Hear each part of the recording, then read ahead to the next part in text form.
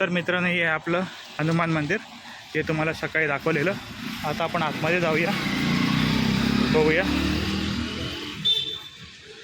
हे पण मंदिर फार जुनं आहे, नाही बोललं तरी 70-80 वर्ष जुनं मंदिर आहे हे. तर मित्रांनो, हे होतं आपलं हनुमान मंदिर. हे आमच्या आरकावर म्हणजे काय असतं माहिती आहे, कुठल्याही गावावरती एक नाका असतो किंवा एक अड्डा असतो. तिकडे सगळे गावकरी किंवा असं संध्याकाळी येऊन बसतात, तिकडे टाईमपास करतात.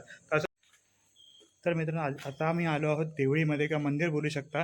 हे कावळ्यांचं मंदिर आहे, काशी कल्याणी मंदिर.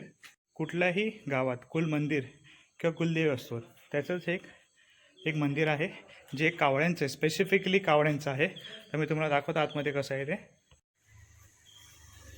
हे असं काही मंदिर आहे. चप्पल आपण बाहेर काढली आहे आणि आतमध्ये देव आहेत.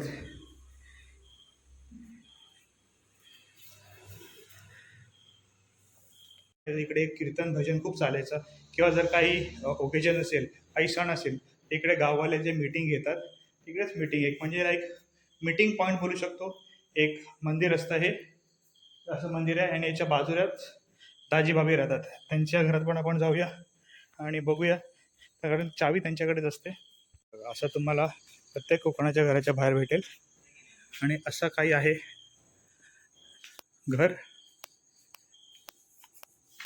हा माझा लहानपणीचा मित्र बघा, पेंटिंग करतो.